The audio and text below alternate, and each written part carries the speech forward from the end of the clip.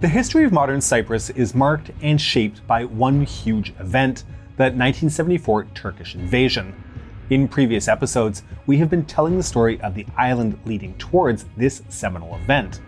We last left the island nation in 1967, where intercommunal violence was escalating, but a general peace still held. I'm your host David, and today we are going to see how this peace collapsed and how a paradise in the Mediterranean was split in two. This is the Cold War.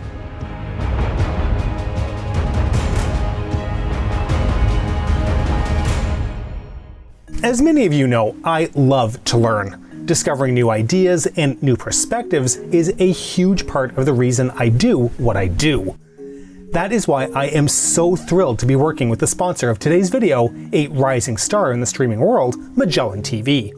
Magellan TV is the highest rated documentary streaming app on Google Play, and it offers the best value of any premium documentary streaming service for both its price and especially its quality. And the reason is that Magellan TV is all about the drama of real life. The lives of ancient pharaohs, critical battles in World War I and II, soldiers who fought in the Civil War, the battles for control of the British Crown, the Norman Conquest. Join us in watching Fidel Castro, Life for the Revolution, a psychological examination of the revolutionary leader based on letters, correspondence, and interviews with his friends and his enemies. Magellan TV has the largest and best collection of history shows anywhere. Not only are there no ads ever, but your subscription always includes 4K. Click the link in the description and join us today. My father says, "Do you love your fatherland? My fatherland has been split in half. Which part must I love?" This 1974 poem by Cypriot poet Neşe Yaşın encompasses the Cypriot experience, which was gripped by the intersection of nationalism, imperialism, and colonialism since its independence in 1960. When we last left the island, it was 1967, and the Greek and Turkish Cypriots had been through years of conflict and separation. During this time, in both Greece and Turkey, things had become more intense, as in the former, a junta had come to power, and in the latter, multiple coup attempts and paramilitary violence had begun to take place. In Cyprus itself, the Turkish Cypriots were locked in enclaves, while the Greek Cypriots ran the official government of the island. Archbishop Makarios and Fazıl Kusuk, the leaders of the two communities, had taken their own independent paths, but things from both communities would continue to become even more tense. In the Greek Cypriot community, people who supported Grivas were opposed by supporters of Makarios, who had aligned themselves with the communists. In the Turkish Cypriot community, Rauf Denktaş was finally back from Turkey and was increasing his power at the expense of Fazıl Kusuk, though the Turkish Cypriot leftists had also begun to organize themselves into opposition forces. Eventually, in 1974, Greece would stage a coup to remove Makarios, which is when Turkey began its invasion and occupation of the northern portion of the island, one that continues to this day. The trajectory that led to these tragic events, as well as the hot summer of 1974, are filled with historical details that link to the Cold War and its geopolitics. So let's get to it. Now, before we talk about this crucial period, we first need to understand how Turkey, Greece, and Cyprus were developing politically during this time. In Greece, a military junta had taken over and imposed a harsh, right-wing, often described as neo-fascist regime in the country as a response to political instability. The initial leader, Papadopoulos, was relatively moderate in his foreign policy while being harsh at home. His successor after 1973, Ioannidis, had actually served in the Greek military contingent in Cyprus in the early 1960s, and according to US diplomats who met with him, was himself paranoid and a megalomaniac. Great combination, by the way. Leftists were persecuted and fought both at home and abroad to liberate Greece from dictatorship. In Turkey, the 1968 movements had been met with force by the deep state, as far-left militias fought far-right militias in both cities and villages. One of these far-right militias, the notorious Grey Wolves, was run by the Nationalist Movement Party, the MHP, and Colonel Alparslan Türkeş, who incidentally was a Cypriot. This coincided with the rise of the Turkish movement for autonomy and independence, which itself was leftist in its orientation. The Islamist movement was also on the rise, but the leader of the Kemalist Republican People's Party, the CHP, had managed to co-opt some of the leftist discourse by reorienting Kemalism as a social democratic force. Cyprus itself remained divided, though many changes were taking place. In the Greek Cypriot community, Makarios remained a Greek nationalist, but had switched from enosis to a policy of desirable, meaning union with Greece, and achievable aims, meaning absolute independence. He remained intransigent to any proposed plans to resolve the Cyprus problem and was independent from influence from both Greece and NATO. A politician we mentioned previously, Vassos Lissaritis, founded EDEC, a third world socialist party similar in position to Nasser or Gaddafi, but it never got more than 10% support in the polls. It was, however, notorious for opposing the junta and calling for the restoration of democracy in Greece. The party itself was very nationalistic and militaristic, unlike AKEL, which remained loyal to Makarios, but were still treated as second-class citizens and still favoring reconciliation. Many nationalists who still favored enosis had begun to oppose Makarios with support from both the junta and Grivas. They saw him as a communist anti-Greek agent. In the Turkish Cypriot community, Rauf Denktash had begun to amass more power against Fazıl Kusuk, but at the same time was a negotiator for plans for a possible solution. Kusuk was more moderate, but Denktash had cultivated more ties with the Turkish deep state. That deep state, by the way, was largely composed of groups within the military, the security services, and judiciary, as well as organized crime. They would step into politics to correct any divergences they felt were going to harm the Kemalist roots of the Turkish state. But anyway, in Cyprus, leftist opposition had begun to mount, as in 1970, Ahmet Berberoglu, a prominent lawyer, founded the Communal Liberation Party, CTP, and Alper Orhun founded the Populist Party, the HP. The two parties were still supportive of the Turkish Cypriots, but favored more leftist policies and were opposed to any form of secession, instead favoring a multi-district federation, which coincided with the proposed UN plan at the time. Intracommunal tensions were increasingly volatile and continued to escalate. Makarios was initially welcoming towards the junta in Greece because of the presence of the Greek division, and even welcomed Papadopoulos in a state visit. However, as soon as they left, he began to speak out against them. Committees for the restoration of democracy in Greece were organized. Makarios was more intransigent against ideas of double enosis, which would include partition by their very nature. This, combined with his relations with the USSR and the non-aligned movement, made him a detested figure by people in Washington. Many called him the Castro of the Mediterranean and the Red Priest. Makarios himself had had a journey from more right-wing to left-wing positions. However, within the non-aligned movement, he did call for working with the United States, as he had done his graduate studies there. He also remained a nationalist and was very hard to convince when it came to plans for a solution with the Turkish Cypriot community. He did, however, loosen the roadblocks around the enclaves, which allowed Turkish Cypriots to move more freely. The violent outbreaks of 1967 had died down, and hence there was more momentum for a negotiated solution. His chief negotiator, a liberal moderate nationalist named Glafkos Klerides, continued to work with Rauf Denktash, who was growing in power and stature within the Turkish Cypriot community. Various plans were proposed between the two, but they usually came to a standstill as either Makarios or Denktash would prove maximalist in their aspirations, unwilling to compromise. Makarios began to be opposed by the junta as well as Greek Cypriot ultranationalists who wanted to unite with Greece at any cost. Initially, the main right-wing party, Patriotic Front, was an umbrella of all EOKA supporters and the right wing. However, many personalities like Klerides or Georgiadis had their own circles within the Patriotic Front, and as a result, it was not very united. When it was refounded in 1969 as the United Party, it had a split with Grivas supporters and ultranationalists in general, including Nikos Samson, who formed a minor Progressive Forces party. AKEL, which was still run by Ezekias Papaioannou, which controlled about 35 to 40% of the vote, chose to continue to side with Makarios in a sort of popular front against the far right. Violence between far right and Popular Front forces began to erupt slowly. Polycarpos Georgiadis, who you no doubt remember, was quite the nationalist himself and had helped form paramilitaries against the Turkish Cypriots and was linked to the Akritas plan, was assassinated by the junta in 1970 for being pro-Makarios.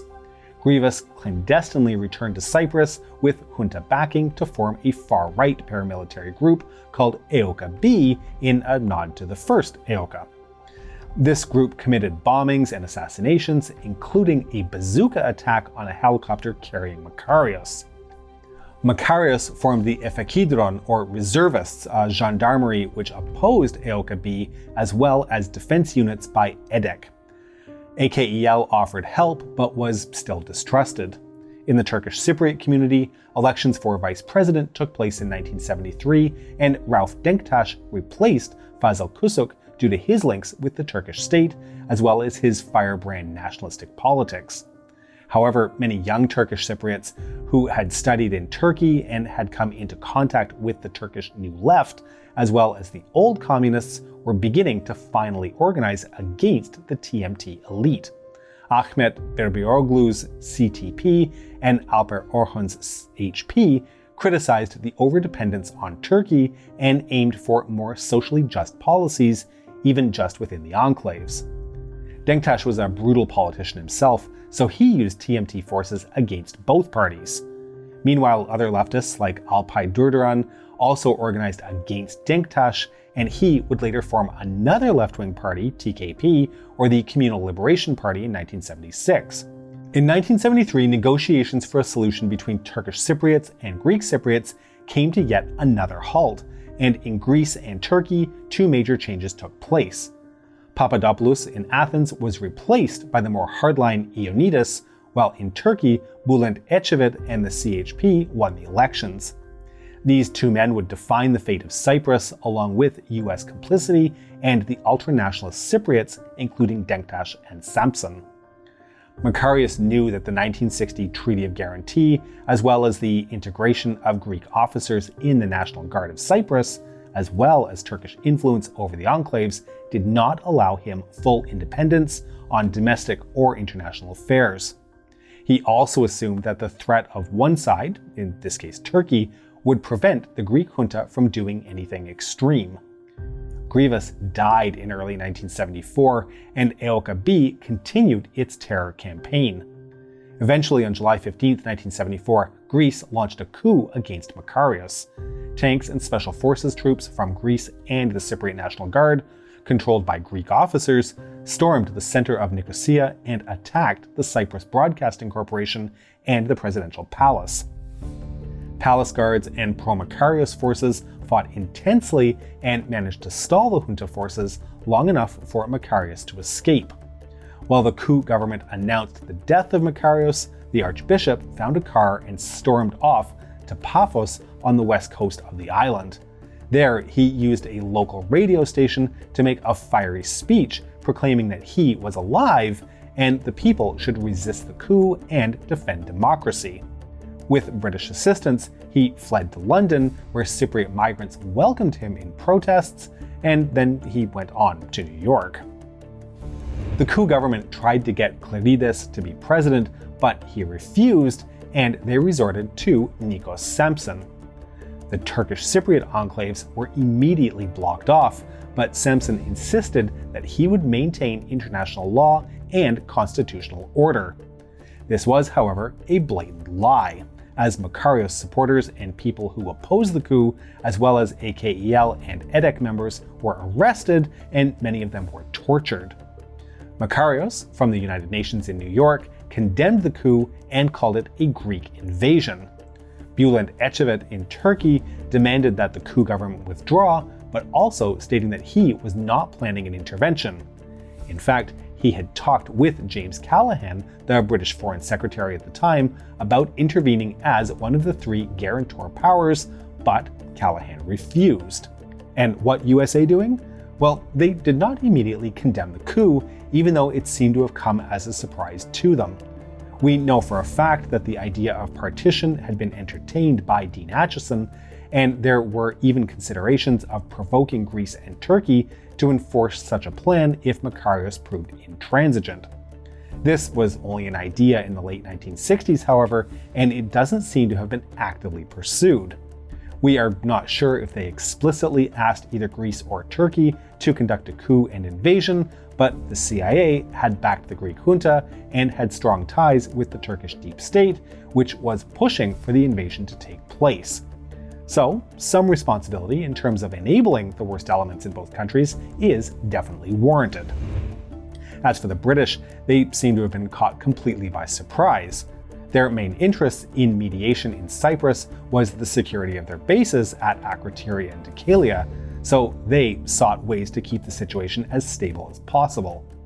It should be noted that a lot of the divide and rule that led to these events, however, comes straight from British colonial policy, but that doesn't mean that London was involved, just that you can learn a lot from history. Eventually, Turkey launched an invasion of the island on July 20th, 1974, sending in paratroopers and ships for landings off the coast of Kyrenia in an operation called Attilas I. They did this by invoking the Treaty of Guarantee. The Turkish army began fighting off the coast, and the coup government in Nicosia immediately fell into disarray. It took 2 days for the Turks to make some minor gains on the island and to begin reinforcing the Turkish Cypriot enclaves. In Greece, the junta almost immediately collapsed as people began to protest.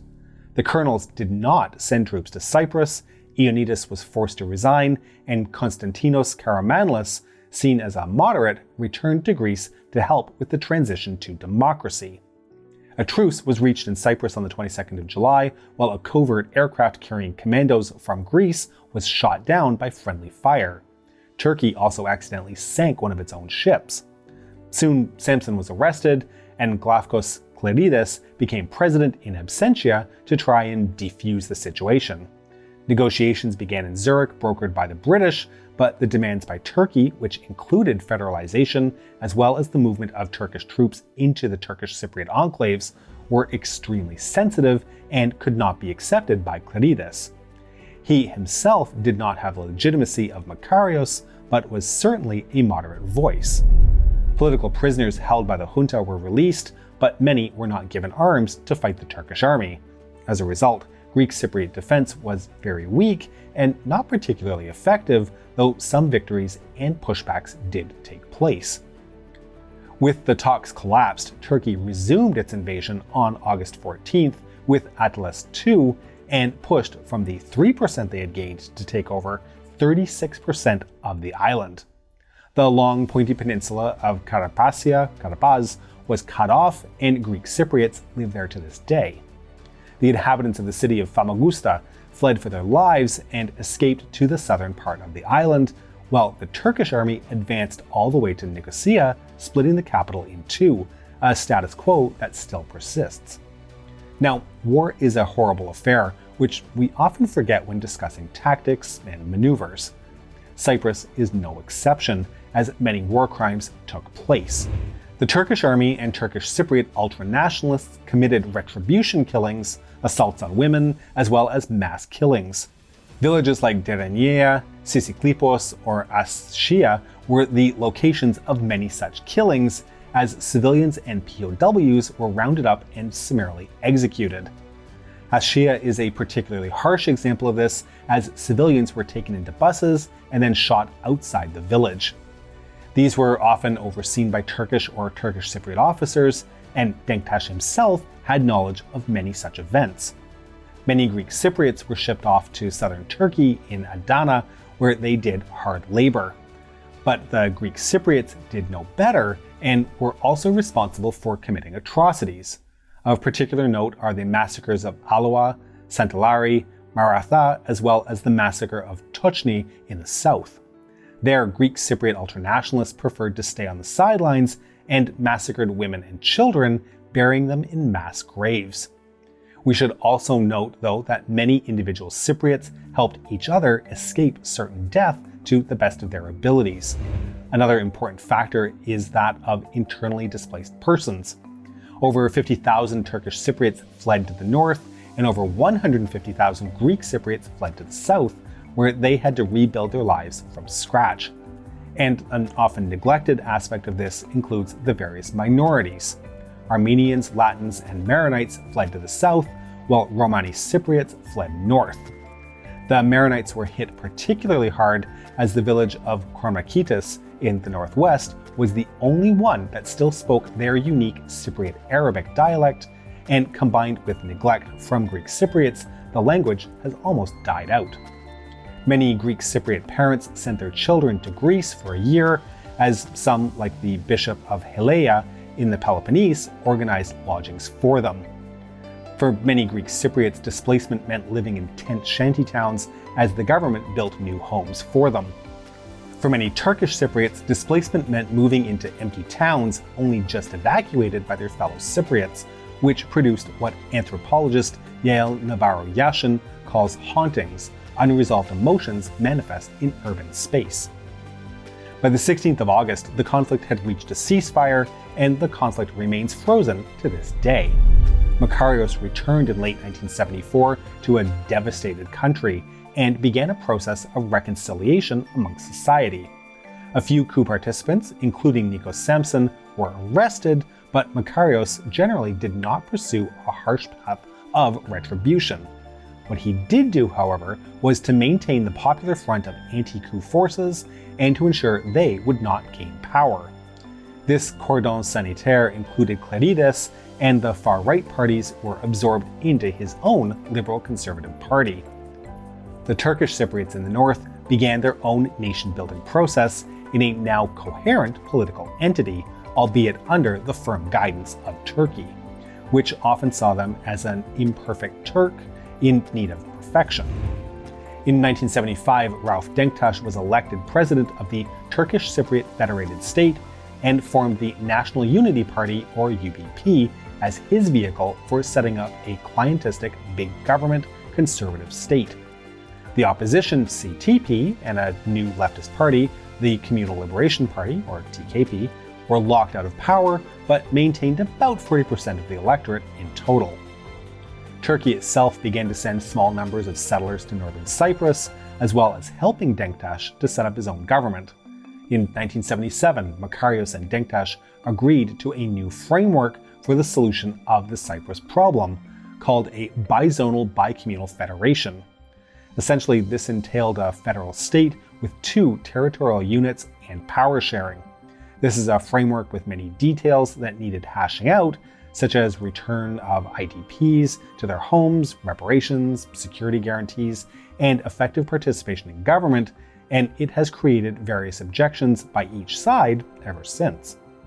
Denktash himself was hardly ever taken seriously, while Makarios died in 1977 and was replaced by a hawkish nationalist named Spyros Kyprianou. In 1983, Denktash unilaterally declared independence for the so-called Turkish Republic of Northern Cyprus, though only Turkey recognizes the state. The United Nations force already in Cyprus, UNFICYP, was tasked with patrolling and maintaining the border between the Turkish north and the Greek south.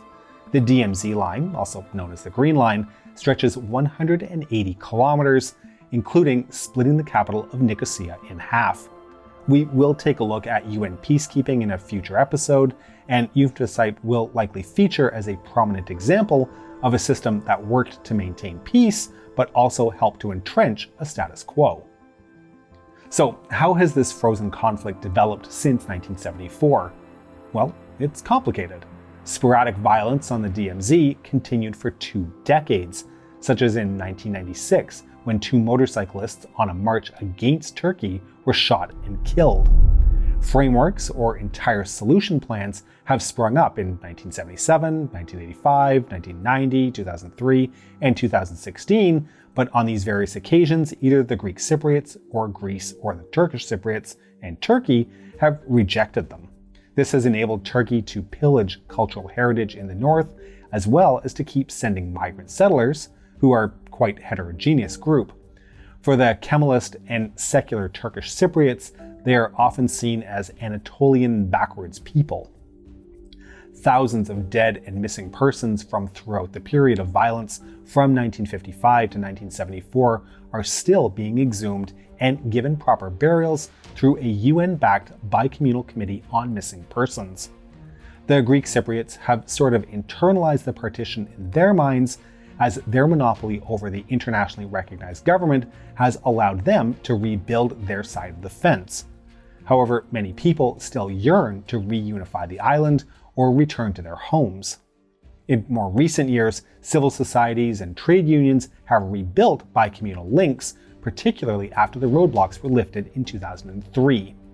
While many on both sides reject the idea of a bizonal bicommunal federation on various grounds, preferring a unitary state, a confederation, or even partition, a federalist movement has emerged from liberal and leftist forces, the latter of which have survived on both sides of the DMZ despite compromising on many occasions.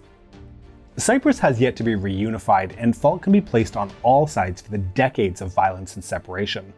However, for many, the idea of living side by side as they once did in their villages remains strong enough for them to keep fighting for a truly Cypriot future. So perhaps the dilemma posed in the poem we mentioned at the beginning of this episode will one day become but a sad memory, and Cypriots can break bread and halloumi together once more. We hope you've enjoyed this episode, and to make sure you don't miss our future work, please make sure you're subscribed to our channel, even if it means only 1/3 of the bell button gets partitioned and multinational peacekeeping troops need to be sent to ensure you can still press it safely. Please consider supporting us on Patreon at patreon.com/thecoldwar or through YouTube membership.